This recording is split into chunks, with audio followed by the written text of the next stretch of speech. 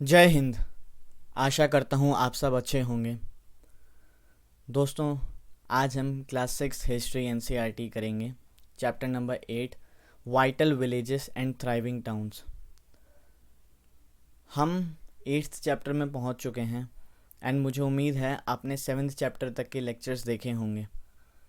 हमने शुरुआत की थी स्टोन एजेस से, फिर इंडस वैली सिविलाइजेशन, फिर उसके बाद अर्ली वैदिक पीरियड, लेटर वैदिक पीरियड, फिर महाजनपदास, उसके बाद बुद्धिज़्म एंड जैनिज़्म हमने पढ़ा। फिर देखा कि अशोका के बारे में हमने थोड़ा देखा।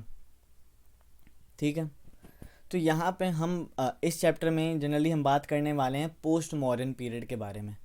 आखिर देखिए, आपको भी पता है कि मौर्यन एम्पायर कितना बड़ा था। वो पूरे भारत वर्ष में फैला हुआ था। साउथ, नॉर्थ, ईस्ट, वेस्ट, हर जगह मौर्यन एम्पायर। यहाँ तक कि जो आज का अफ़गानिस्तान है, गांधार, वहाँ तक भी मौर्यन एम्पायर का फैलाव था।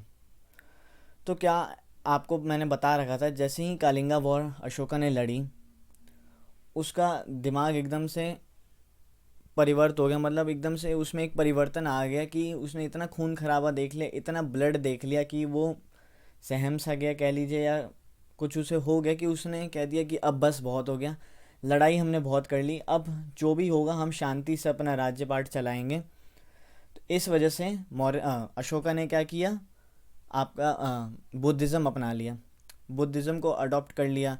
फिर उसने बुद्धिज़्म को प्रोपगेट भी किया, फैलाया भी, जिसे हम धम्मा कहते थे। ठीक है, और जो उन्हें फैलाते थे उन्हें हम धम्मा महामताज कहते थे। तो ये सब हुआ। उसके बाद जैसे मैंने आपको पिछले लेक्चर में भी बताया कि अशोका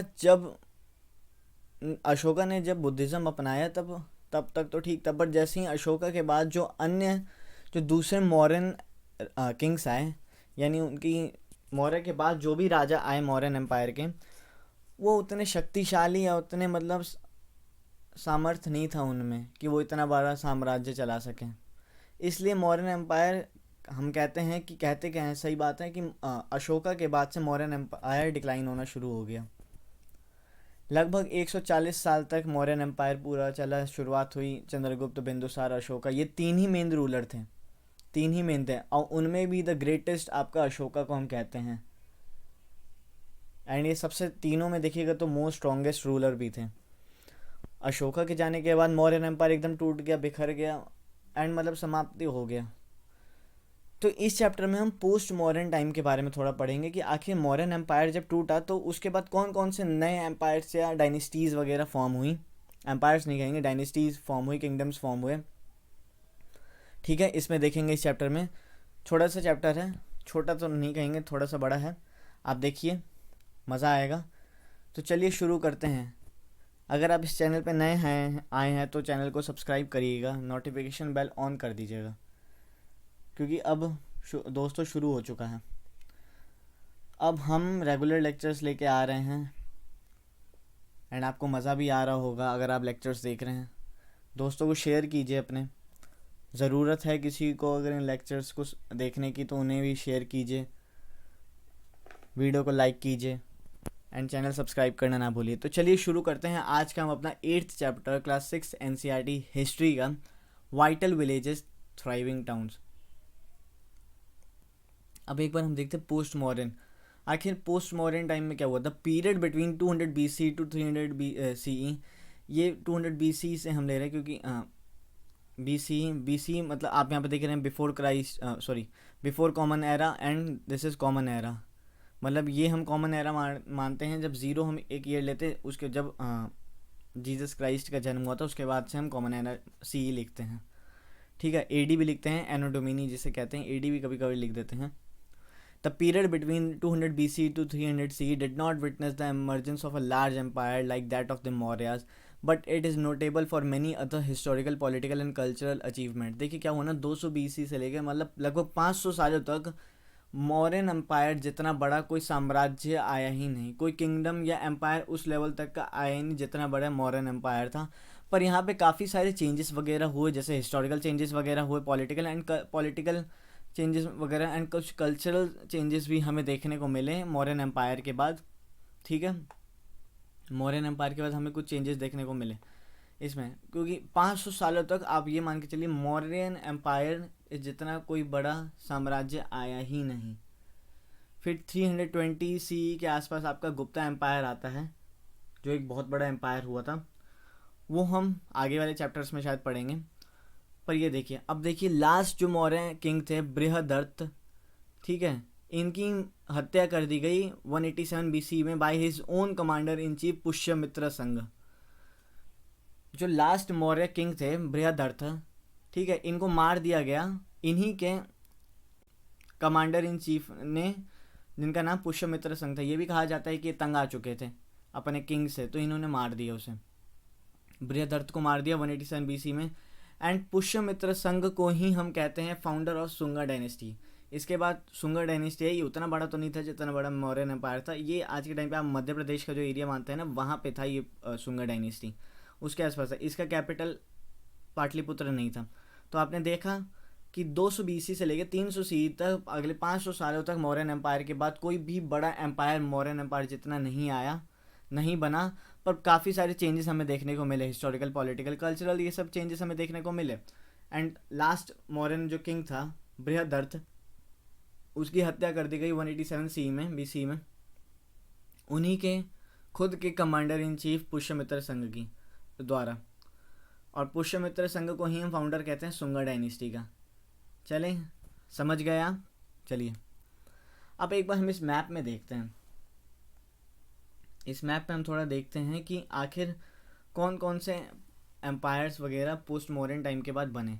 जैसे आप इस इलाके में देख लीजिए, सेंट्रल इंडिया एंड थोड़ा बहुत नॉर्थ ईस्ट का साइड देखिएगा तो ये पूरा सुंगा एम्पायर था, ये मथुरा था, ठीक है। इसे हम मेन रूट, ट्रेड रूट भी कहते थे, जहाँ से west to east and north south के लिए। उज्जैन भी था जो नॉर्थ एंड साउथ को डिवाइड करता था, ये भी इंपॉर्टेंट शहर में था। फिर देखिए यहाँ पे तो सुंगा डायनेस्टी चल रही थी, यहाँ पे ग्रीक, इंडो ग्रीक्स का शासन वगैरह आ चुका था। जैसे ही मौर्यन एम्पायर ख़त्म हुआ, इन्होंने तेज़ी से इन्वेजन शुरू कर दी थी नॉर्थ इंडिया की, इंडो ग्रीक्स ने। फिर यहाँ पे आपका सतवाहना एम्पायर शुरू होता है डेक्कन रीजन में। फिर यहाँ पे आपका नीचे जाएंगे तो आपका चोलास, पांड्यास एंड चेरास, ये जो तीन थे साउथ के एकदम, ये 3 किंगडम्स फॉर्म होते हैं। तो देखिए आप कितना सारा चेंज हो गया। ये पहले यहाँ से लेके ये पूरा, ये ऐसे ऐसे करके ये पूरा इलाका आता था किसके, मौर्यन एम्पायर के अंदर।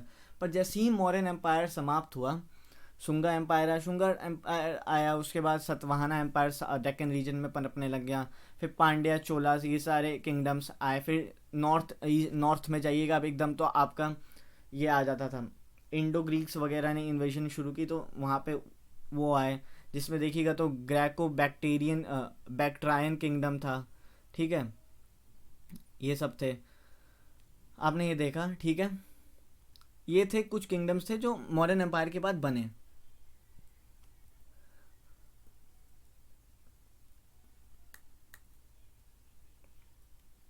अब हम देखते हैं इस चैप्टर में आगे कि देखिए यहाँ तक तो इस चैप्टर में आपको इतना नहीं दे रखा है जो मैंने बताया।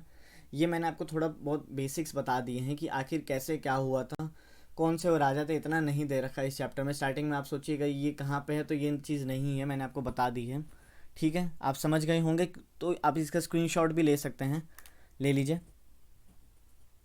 चलिए आगे चलते हैं। अब हम देखते हैं आयरन टूल्स एंड एग्रीकल्चर। देखिए इस टाइम पे ना आयरन टूल्स का है ना एकदम यूज़ इतनी तेज़ी से बढ़ चुका था, और इसके कारण जानते भी हैं। देखिए एग्रीकल्चर जो था ना, स्टार्टिंग में जब थे तो एग्रीकल्चर के लिए हम लकड़ियाँ यूज़ करते थे। लकड़ियाँ मतलब लकड़ी के हल वल, प्लक्शर, वुडन प्लक्शर यूज़ करते थे हल, खेतों को जोतने के लिए। तो फिर उससे बड़ी दिक्कत होती थी, उससे हम ज़्यादा अंदर तक डिग नहीं कर पाते थे। काफ़ी सारे लोग तो उनके पास वो नहीं होता था, तो वो राइस के सीड्स यूँ फेंक देते थे एकदम लैंड पे, जो उग गया, जो नहीं हुआ, ठीक है। तो हम यहाँ पे देखते हैं आयरन टूल्स की ना यूसेज बढ़ जाती है, ठीक है। और आयरन टूल्स, और इसके तहत एग्रीकल्चर में बहुत ज़्यादा प्रोडक्शन होती है। एग्रीकल्चर एक नेक्स्ट लेवल तक पहुँच जाता है इस टाइम पे, ठीक है। तब हम देखते हैं rise of new kingdoms and towns led to an increase in agriculture and trade. तो क्या हुआ ना, जैसे जैसे किंगडम्स वगैरह एंड नए नए टाउन्स वगैरह जैसे ही बने, तो एग्रीकल्चर एंड ट्रेड भी यहाँ पे बढ़ने लग गया, ठीक है। It resulted into growth of new town, और इसी के ज़रिए क्या हुआ, कुछ नए नए टाउन्स का जन्म हुआ, कुछ नए नए टाउन्स फॉर्म हो, जैसे आपके 2 टाउन्स तो मेन हो गए, जैसे अरिका मेडू जो आज के आपके टाइम में साउथ में तमिलनाडु में आया था, and Mathura. The use of iron began in this subcontinent around 3000 years ago. Sorry दोस्तों, ये उन लेकर रखा आई है ना, ठीक है, माफ़ कीजिएगा। The use of iron began in the subcontinent around 3000 years ago. 3000 साल पहले लगभग यहाँ पे हमारे सब कॉन्टिनेंट में आयरन का यूज़ वगैरह शुरू हो चुका था। एंड लगभग 2500 साल पहले हमें ये एविडेंस वगैरह भी मिले थे। देखिए around 2500 years ago there is evidence for the growing use of iron too. हमें पता चलता है कि लगभग 2500 साल पहले इंडिया में आयरन की टूल्स की यूसेज ज़्यादा बढ़ चुकी थी, क्योंकि हमें एविडेंस मिलते हैं। और हमें कैसे पता चलता है, देखिए इनका क्या यूज़ होता था। दीज इंक्लूड एक्सेस मिलते थे हमें क्लियरिंग फॉरेस्ट काटने के लिए, क्लियर करने के लिए कि लैंड को बनाया जाए कल्टीवेशन के लिए, एग्रीकल्चर के लिए, तो फॉरेस्ट को क्लियर करते थे ये, ठीक है, कुल्हाड़ी से axes. And the iron ploughshare, and iron ploughshare यानी हमें आयरन के हल भी मिलते थे खेतों को जोतने के लिए, ठीक है, आयरन के प्लगशेयर्स मिले हमें, ठीक है, ये सब एविडेंसेस कुछ मिले। The discovery of iron tool led to rapid rise in agricultural production. ठीक है, आयरन के टूल्स जब आए ना तो तेज़ी से एकदम तेज़ी से एग्रीकल्चरल प्रोडक्शन एकदम बूस्ट मार गया। एग्रीकल्चर प्रोडक्शन, जैसे मैंने आपको कुछ 5th चैप्टर में पढ़ाया भी था कि ट्रांसप्लांटिंग पैडी, हमने पैडीज़ को ट्रांसप्लांट करना शुरू किया था। पहले हम राइस सीड्स वगैरह फेंकते थे, उससे जो हो गया, फिर हमने ट्रांसप्लांट किया पैडी, एक पौधे उगाए, फिर उस पौधे को उठा के कहीं और लगा दिया, ठीक है। और आयरन टूल्स के आने के बाद तो देखिए, आयरन टूल्स के आने के बाद देखिए क्या हुआ, it made it easier to bring more land under cultivation by clearing forest. ये तो ठीक है, आयरन टूल्स के आने से हमें ये फ़ायदा हुआ कि हम बहुत ज़्यादा लैंड अपने कल्टिवेशन के अंदर ला पाए फॉरेस्ट को क्लियर करके। पर आयरन टूल्स का एक और मदद हुआ कि हम ना ज़मीन को ज़्यादा अंदर तक डिग कर पाए, खोद पाए, क्योंकि आयरन भारी होता है, आयरन टूल्स भारी होते हैं। लकड़ी के वुडन प्लग शेयर से, वुडन टूल से आप उतना नहीं अंदर तक कर पाएंगे। पर देखिए हम नेक्स्ट स्लाइड में दिखाता हूँ। The use of iron ploughshare made it possible to dig deep in the areas where the soil is fertile. तो हमें आयरन प्लग शेयर से क्या हुआ, हम अंदर तक एकदम डिग कर पाए डीप, ताकि हमें उस फर्टाइल एरिया का, उस फर्टाइल सॉइल का जो भी है, उसका हम अच्छे से इस्तेमाल कर पाएँ, अच्छे से यूज़ कर पाएँ, ठीक है। ये कुछ आयरन टूल्स वगैरह थे, ठीक है। एंड ये था आपका, इस टाइप का होता था आपका iron ploughshare. It led to significant rise in agriculture production first in north India then in south India. इसके चलते क्या हुआ ना कि एग्रीकल्चर का जो प्रोडक्शन था वो नॉर्थ इंडिया में तो बहुत तेज़ी से फैल गया, बहुत ज़्यादा एकदम तेज़ी से विस्तार हो गया। एंड साउथ इंडिया में धीरे धीरे वो गया, एंड साउथ इंडिया में भी धीरे धीरे एग्रीकल्चर डेवलप्ड हुआ। मतलब आयरन टूल्स का बहुत ज़्यादा इंपॉर्टेंस बढ़ जाता है, इनके हमें सबूत भी मिले। कई आयरन टूल्स तो हमें मेगालिथ्स, जो मैंने आपको बरियल्स वाला चैप्टर पढ़ाया था, उधर भी मिले साउथ इंडिया में, ठीक है। ये सबूत वगैरह हमें मिले हैं। Who lived in the villages, देखिए क्या होता था ना, अब नॉर्थ इंडिया हो गई, साउथ इंडिया, ठीक है। तो साउथ इंडिया में देखिए विलेजेस में कैसे सिस्टम था कि मतलब आखिर कौन बड़ा कौन छोटा, ये सब देखते थे। तो वेलालार जो था ना, ये लार्ज लैंड ओनर्स थे। साउथ में हम इन्हें वेलालार कहते थे, गांव की बात कह रहे हैं कि who lived in villages, villages में आखिर कौन कौन, मतलब इससे ही हमें ये पता चलता है कि इसमें क्लास के आधार पे हो चुका था डिवीजन, क्लास के आधार पे। तो वेलालार लार्ज लैंड ओनर्स होते थे जिनके पास बहुत ज़्यादा ज़मीन वगैरह होती थी। फिर उज़वार, ऑर्डिनरी प्लगमैन, ये कुछ होते थे जो इन लार्ज लैंड ओनर्स के यहाँ काम वाम करते थे फार्मिंग का। फिर करिसियार एंड अदीमाई जो थे, ये साउथ इंडिया में लैंडलेस लेबरर्स, इनके पास कोई ज़मीन ही नहीं थी, कुछ था ही नहीं, और इन्हें हम लैंडलेस लेबरर्स एंड स्लेव्स भी कहते थे, जो लैंड ओनर्स के यहाँ काम करते थे। फिर नॉर्थ इंडिया में जो थे, हम विलेज में कहते थे ग्राम भोज का, जो विलेज हेडमैन होता था। गृहपतिज, स्मॉलर लैंड ओनर्स होते थे, ये गृहपतिज वो होते थे जो स्मॉलर लैंड ओनर्स होते थे। एंड दशा कर्मकारा, ये होते थे लैंडलेस लेबरर, ये लैंडलेस लेबर होते थे, इनके पास भी कोई ज़मीन नहीं होती थी। एंड ग्राम भोज का एंड वेलालार जो थे, ये साउथ में आपके 3 डिविजन्स थे, एंड ये नॉर्थ में। तो वेलालार एंड जो ग्राम भोज का थे, इन्हीं के ऊपर किंग जिम्मेदारी थी टैक्सेस वगैरह कलेक्ट करने की, जो किंग देता था, क्योंकि ये आके अपने गांव के हेड हैं, इतने बड़े इंसान आदमी हैं, तो इनकी अच्छे से चलती होगी, तो किंग वगैरह इन्हीं को कहते थे कि आप टैक्सेस वगैरह कलेक्ट कीजिएगा अपने गांव में, ठीक है, समझ गए। अच्छे से समझे तो मैं आगे चलूँ, ठीक है। अब देखते हैं इसी टाइम पे ना क्राफ्ट्स और क्राफ्ट्स वगैरह भी ग्रो हुए थे। Growth of crafts and craftsman भी बढ़े, क्राफ्ट्स भी वगैरह भी बढ़े हर गांव में लगभग। तो इस टाइम पे ये सब चीज़ें भी ग्रो हो रही थी। Arts and crafts flourished in every village, मतलब लगभग हर गांव में आर्ट एंड क्राफ्ट फैले जा रहा था। किसी ईच विलेज, मतलब हर गांव में लगभग वीवर्स भी होते थे, dyers, potters, blacksmith, basket weaver, goldsmiths, carpenters and other skilled craftsmen वगैरह, ये सब होते थे हर विलेज में। मतलब ऑक्यूपेशन सब ने अपनी अपनी निर्धारित कर ली थी। कोई वहाँ पे वीवर था, डायर था, पॉटर था, ब्लैक स्मिथ कोई था, कोई कारपेंट्री का काम करता था, ठीक है। एंड और भी तरीके के स्किल्ड क्राफ्ट्समैन वगैरह थे, ठीक है। Silk weaving, dyeing, coin minting, ivory carving मतलब जानवरों के जो टस्क वगैरह या तीत वगैरह से जो भी चीज़ें बनाई जाती थी, मान लीजिए मूर्ति, गहने वगैरह, वो आइवरी कार्विंग हो गया। क्लोथ मेकिंग, कपड़े बनाना। बीड मेकिंग मैंने आपको बताया था ना वो 5th चैप्टर में, कि वो लाल लाल कलर के बीड्स, मोती जैसे, वो कुछ बना देते थे गले वले में पहनने के लिए।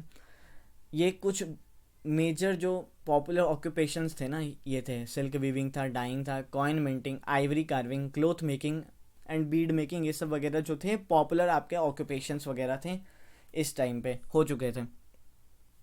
अब archaeological sources show extremely fine pottery, और हमारे आर्कियोलॉजिस्ट को ना कुछ ऐसी पॉटरीज वगैरह मिली हैं जो बहुत ही शानदार तरीके से बनाई गई थी, जिनका हम कहते थे नॉर्दर्न ब्लैक पॉलिश्ड वेयर, ठीक है। ये था आपका, इस तरीके की थी नॉर्दर्न ब्लैक पॉलिश वे, इस टाइप की पॉटरीज वगैरह बनाई गई थी।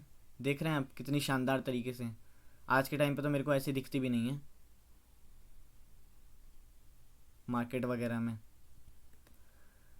अब most craftsmen organise themselves into organisation. देखिए ज़्यादातर जो क्राफ्ट्समैन थे ना अपने ही तरीके के, ठीक है, सिमिलर तरीके, जैसे डाइंग वाला सिल्क वीवर अपने ही ऑर्गेनाइजेशन बना ली, ivory, coin minting, cloth making, या जो भी कारपेंटर्स वगैरह थे, ये अपने अलग अलग ऑर्गेनाइजेशंस में थे, जिनको हम क्या कहते थे, श्रेणीज, अलग अलग श्रेणीज में इनको बांट रखा था, ये हो रखे होते थे। Most craftsmen organise themselves into organisations called श्रेणीज, ये श्रेणीज वगैरह में अपने आप को इंक्लूड कर लेते थे, ऑर्गेनाइजेशंस वगैरह फॉर्म हुई थी। चलें चलें, ये है नॉर्थन ब्लैक पॉलिश्ड वेयर,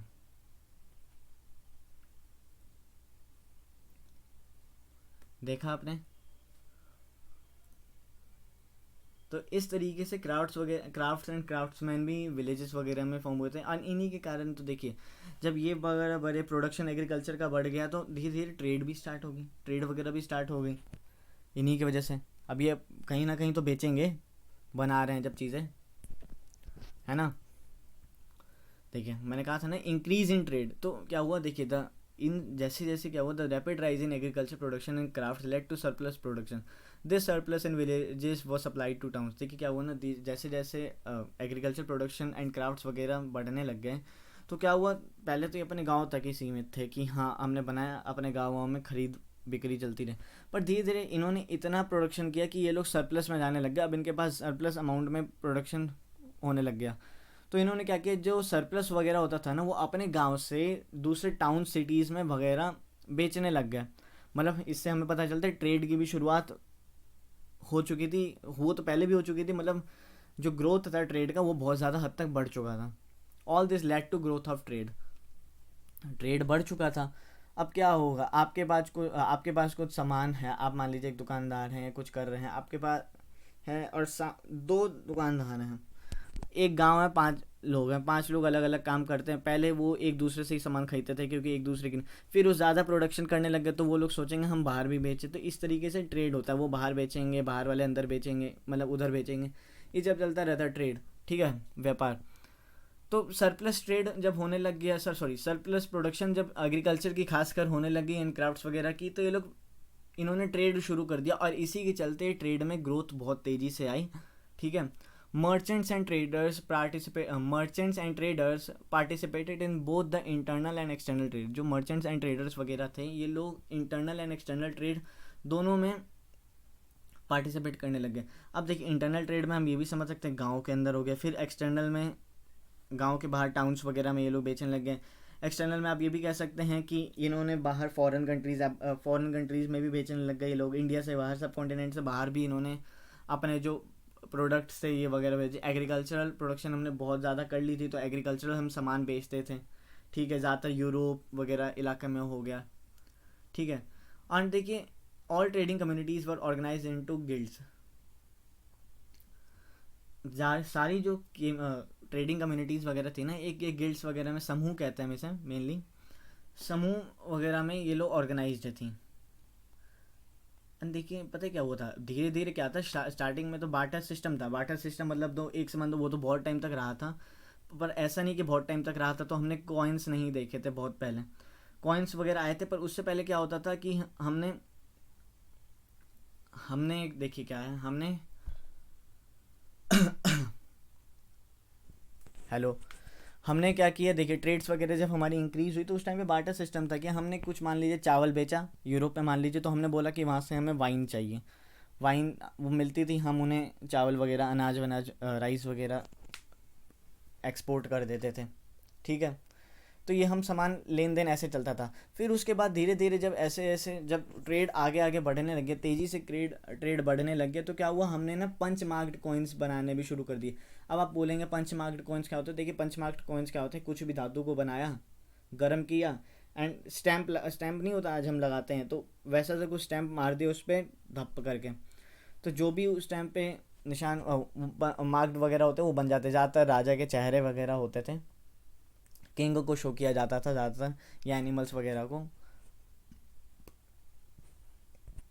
ठीक है। तो हमें ये भी पता चलता है जैसे जैसे ट्रेड आगे बढ़ा, तो हमने यहाँ पे मनी वगैरह का भी यूज़ करना शुरू कर दिया था ट्रेड के लिए। Taxes collected from trade acted as an important source of revenue for the king. जो टैक्सेस वगैरह आते थे ट्रेड से, ये बहुत ही ज़रूरी था किंग के लिए। मतलब देखिए क्या था, जैसे जैसे आपके ट्रेड्स वगैरह बढ़े तो टैक्सेस भी ज़्यादा आएंगे, एंड ये एक इम्पॉर्टेंट सोर्स था रेवेन्यू का किंग के लिए, ठीक है। क्योंकि किंग जो था उसे अपनी आर्मीज़ भी मेंटेन करनी है, फोर्टिफिकेशन वगैरह भी हो गए, दूसरों से लड़ाई, अर्न सैलरीज वगैरह भी देनी है, अपने राज्य को मेंटेन भी करना है, एम्पायर भी फैलाना है, तो उनको टैक्सेस वगैरह यानी रेवेन्यू चाहिए होता था। अपनी जेब में से तो निकाल के देगा नहीं राजा, तो टैक्सेस वैक्सेस चाहिए होते थे। तो ट्रेड ऐसा था कि ट्रेड के बढ़ने से इनकी रेवेन्यू में भी बढ़ोतरी हुई, राजा को टैक्सेस कलेक्ट करने में भी बढ़ोतरी हुई, ठीक है। समझ गए, आगे चलें। मतलब देख लीजिए इंक्रीज इन ट्रेड कैसे फैल गया था एकदम। एग्रीकल्चर सिर्फ एक आयरन टूल से शुरुआत हुई थी, आयरन टूल्स वगैरह आए, हमने एग्रीकल्चर को ग्रो किया, एग्रीकल्चर प्रोडक्शन में हम सरप्लस में गए।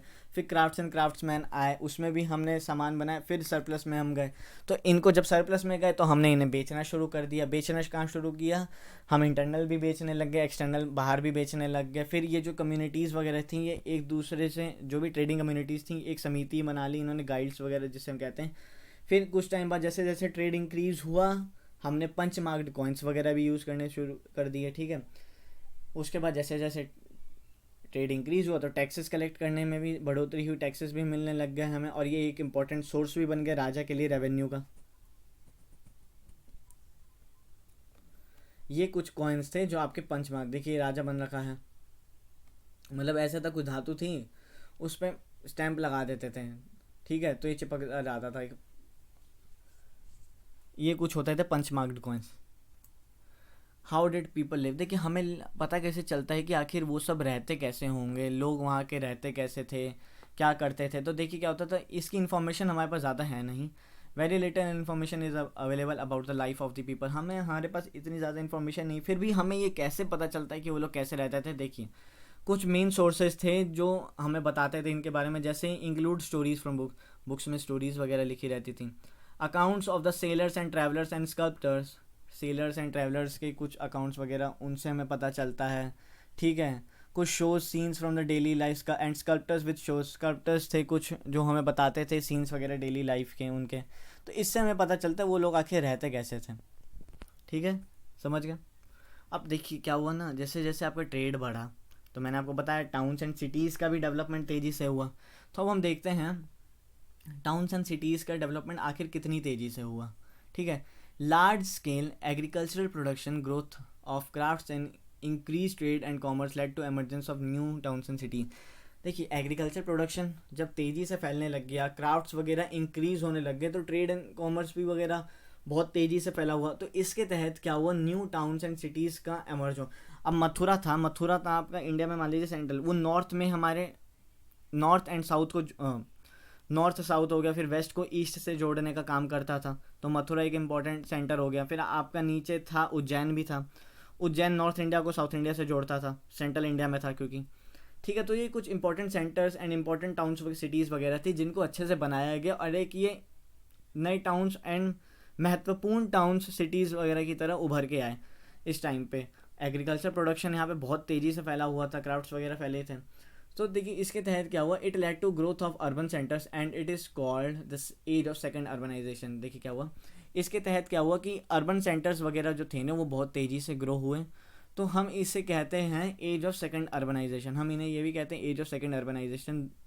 ठीक है, some important towns of this period were Vaishali, Ujjain, Hastinapur, Pataliputra, Mathura, Arikamedu, Bodh Gaya, Rajgriha and केवारी पत्तनम।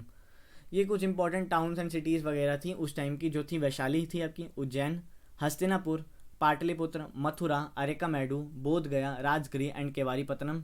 ये कुछ आपकी इंपॉर्टेंट सिटीज़ वगैरह थी जो उस टाइम पे फ्लरिश हुई थी। पाटलिपुत्र तो पहले भी था आपका, वैशाली हो गया। फिर इसमें दो मेन जो मेजर सिटीज़ के बारे में अभी हम पढ़ने वाले टाउन्स के बारे में, वो है आपकी मथुरा और अरिकामेडु के बारे में। ठीक है, मथुरा और अरिकामेडु के बारे में आपका थोड़ा बहुत हम पढ़ने वाले हैं।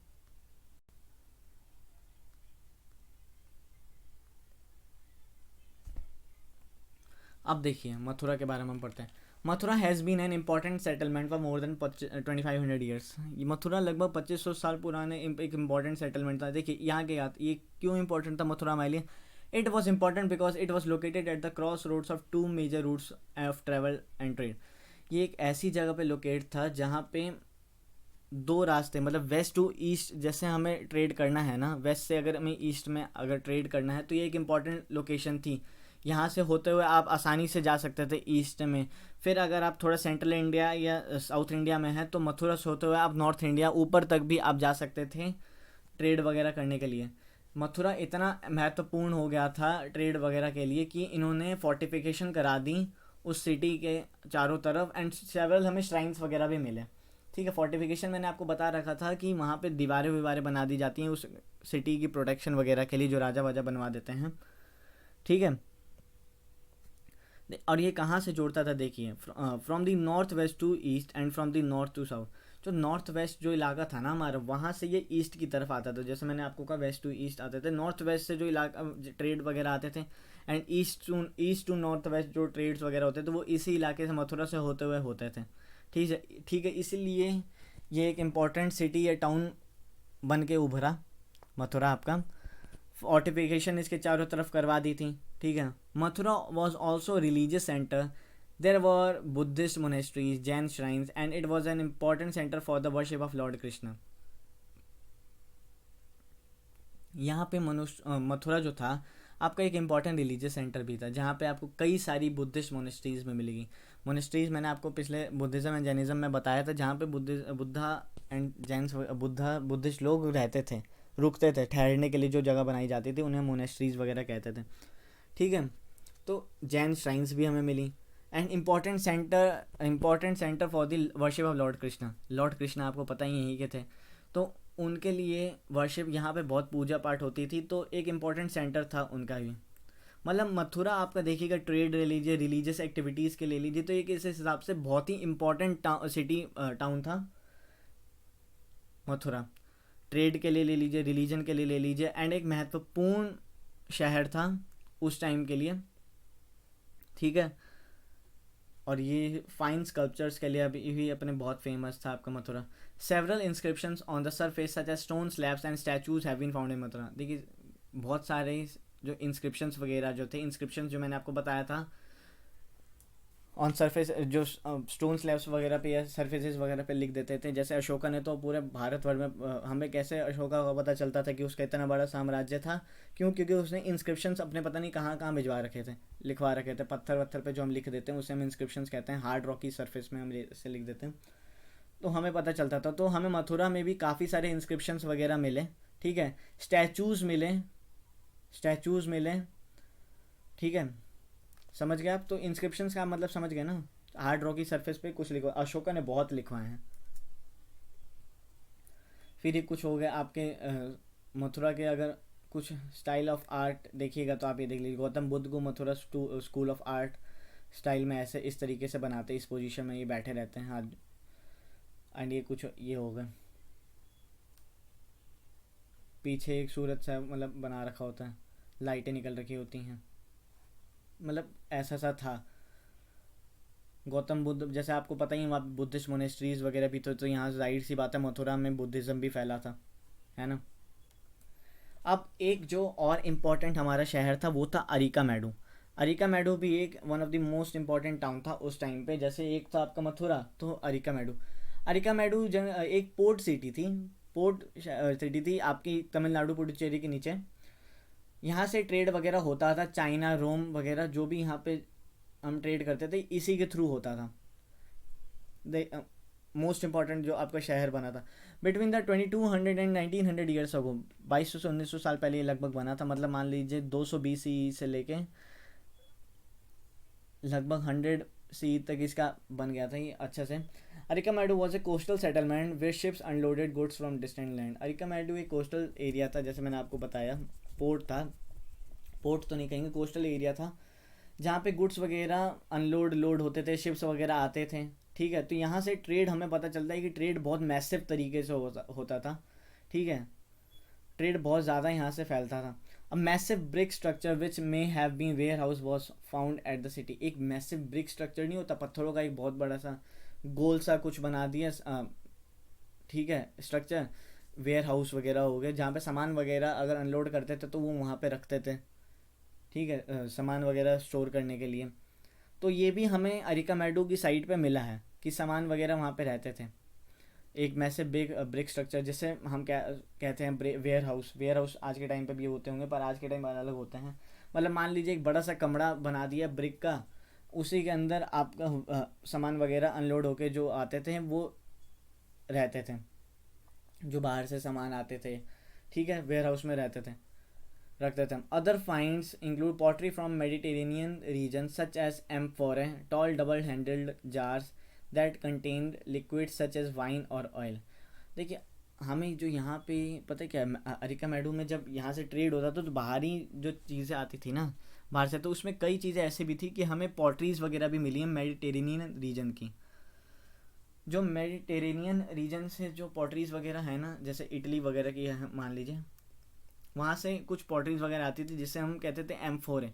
एम्फोरे क्या होता था, डबल टैब, मतलब एक जार टाइप का होता था, दो मतलब ट्रॉफी नहीं होती, बहुत सारे आपने क्रिकेट मैचेस या फुटबॉल मैचेस में देखा होगा कि वो ट्रॉफीज़ वगैरह होती हैं, हम दो साइड से उसे पकड़ लेते हैं, जार सा होता है, ठीक है, वैसा सा होता था। एंड उसमें क्या होते थे, जनरली पाए जाते आते होंगे लिक्विड्स, अच्छे वाइन वगैरह आते थे, या मतलब ऑयल। वाइन कैसे आते थे, अगर उस टाइम पे बार्टर सिस्टम था स्टार्टिंग में, तो हम क्या कहते थे, अपने प्रोडक्शन एग्रीकल्चर प्रोडक्शंस वगैरह जो भी एग्रीकल्चर का सरप्लस जो अमाउंट गुड्स वगैरह थे, राइस वीट ये सब बेच देते थे एंड वहाँ से हम ये इंपोर्ट कर लेते थे आपके वाइन शराब वराब, ठीक है। तो आपने ये देखा कॉइन्स का भी यूज़ बहुत तेज़ी से बढ़ा था। फिर stamped red glazed pottery known as Arretine ware which was named after city in Italy. ये भी हमें वहाँ से मिला है कुछ एरेटाइन वेयर जिसमें, ठीक है, रेड ग्लेज टाइप की मतलब कुछ आकृति बना रखी थी। और ये किसके नाम पे रखा गया है ये वेयर, इटली के एक फेमस शहर के नाम पे, ठीक है। There was yet another kind of pottery which was made locally though Roman designs were used. वहाँ पे जो पॉटरीज वगैरह थी ना वो लोकली भी बनाई जाती थी, ज़्यादातर रोमन डिज़ाइंस को यूज़ करके उनका देखी ये लोग बनाने लग गए। जहाँ हमें Roman lamps, glassware and James है ऑल्सो भी मिले, ये भी मिले हैं वहाँ पे अरिका मेडू साइट पे। मतलब अगर वो ट्रेड देखिए आपका, अगर कैसे वो कह सकते हैं कोस्टल सेटलमेंट था, ठीक है, वहाँ पे गुड्स वगैरह आते थे, शिप्स वगैरह आते थे, पोर्ट्स वगैरह भी थी, वेयर हाउस भी उन्होंने बना रखा था सामान को अनलोड करके रखने के लिए या सामान स्टोर करने के लिए वहाँ पे, ठीक है। ऐसे ही तो खुले में छोड़ ही नहीं सकते, यानी उस टाइम पे हमें ये भी पता चलता है कि वेयर हाउस की फैसिलिटी भी इनके पास थी, वेयर हाउस भी इन्होंने बना रखा था, ठीक है। फिर कुछ हमें पॉटरीज वगैरह भी मिलती हैं, कुछ मेडिटेरेनियन रीजन से मिलते हैं, जैसे एम्फोरे, ये डबल हैंडल्ड जार्स वगैरह थे जो लिक्विड्स कंटेन करते थे, या तो वाइन होते थे या तो ऑयल होते थे, फिर रेड स्टैम्प्ड ग्लेज्ड पॉटरी वगैरह जिसे हम एरेटाइन वेयर कहते हैं, ये भी हमें मिले थे। और ये कहाँ किसके नाम पे रखा गया था, एक फेमस सिटी जो थी इटली के नाम पे। फिर रोमन लैम्प्स भी वगैरह मिले, ग्लास वेयर्स भी हमें मिले, जैम्स वगैरह भी इस साइट पे हमें मिले हैं। और ये मिलते कैसे हैं, मिले कैसे, आप सोच रहे होंगे कि गए ओ दिखा गया नीचे मिलते हुए, ओ ये हमें एम्फोरे मिल गया। नहीं, ऐसे नहीं मिलता है। आर्कियोलॉजिस्ट ने इन्हें ढूंढा, ठीक है, आर्कियोलॉजी इन्होंने खुदाई वदाई की, तब थोड़ा बहुत मिला हमें, ठीक है। अब देखिए इस मैप में मैं आपको दिखाता हूँ अरिकामेडू कहाँ था। अरिकामेडू देखिए मथुरा था ना यहाँ पे। ये पूरा यहाँ से वेस्ट नॉर्थ वेस्ट से जो भी ट्रेड वगैरह होते थे ईस्ट में ऐसे, फिर यहाँ से सेंट्रल इंडिया से आपको साउथ थोड़ा ऊपर जाना है नॉर्थ में, एंड यहाँ पे उज्जैन आपका, ये आपको दोनों पर बांट देता था। फिर आप नॉर्थ साउथ के लिए ज़रूरी हो जाता था ट्रेन, मतलब गेटवे था ये आपका नॉर्थ एंड साउथ। नॉर्थ से साउथ में आना है आपको, साउथ से नॉर्थ में जाना है, एक इंपॉर्टेंट गेटवे था आपका उज्जैन। फिर यहाँ पे आप अरिकामेडू देख सकते हैं पुडुचेरी के नीचे तमिलनाडु में, ठीक है। यहाँ से होती थी ट्रेड, आप देख सकते हैं सब सब एक कोस्टल एरिया था। आप यहाँ से चाइना में ट्रेड करते थे, फिर यहाँ से इजिप्ट वगैरह में, इजिप्ट कह रहा हूँ, रोम वगैरह हो गए, यूरोप वगैरह साइड में आप ट्रेड करना शुरू कर दिया था, आपने चाइना में ट्रेड करना शुरू कर दिया। तो ये था आपका वो इलाका।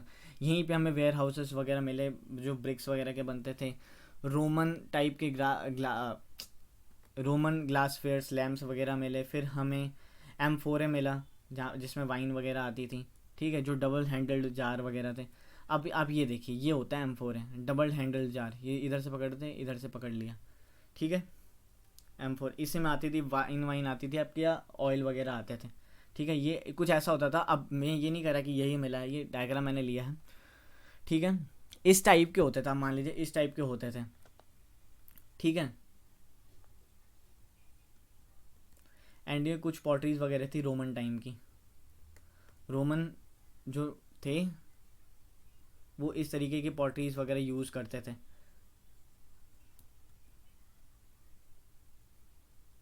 पॉटरी नहीं, सॉरी, इसे हम कहेंगे एरेटाइन वेयर। ये एरेटाइन वेयर है, ठीक है। इस टाइम के होता, ये ऐसा सा दिखता था। फिर आपका जो लैम्प्स वगैरह जो हमें रोमन मिले वो ऐसे ऐसे मिलते थे, ठीक है। इस टाइप के आपके लैम्प्स वगैरह थे, इसमें ऑयल डाला और इसमें धूप कुछ बत्ती बत्ती डाल के लैम्प का काम कर देता था। ये ग्लास वेयर्स हो गए, रोमन ग्लास वेयर्स, ये भी हमें मिले हैं ऐसे टाइप के। आप देखा ने अच्छा लगा। अब हम एक बार देखते हैं list of the people of Tamil Nadu under the Cholas and Pandyas. आखिर चोलास पांड्यास में लोग वहाँ पे थे कैसे, ठीक है। तो ज़्यादातर जो लोग थे वो फार्मर्स वगैरह थे एंड विलेज वगैरह में रहते थे, ठीक है। और तमिलनाडु मतलब पांड्या एंड चोलास के जो भी थे टाउन्स वगैरह, ये ज़्यादातर नियर द कोस्ट थे, कोस्टल एरियाज़ में थे। यहाँ से हम, मैंने आपको बताया अरिकामेडू था, इन्हीं का अंडर था। तो ट्रेड यहाँ से शुरू होता, ट्रेड यहाँ से बहुत तेज़ी में होता था रोम और ज़्यादातर चाइना में। People like amusements games and gambling, यहाँ के लोगों को अम्यूजमेंट्स वगैरह गेम्स एंड गैमलिंग वगैरह बहुत ज़्यादा पसंद थी।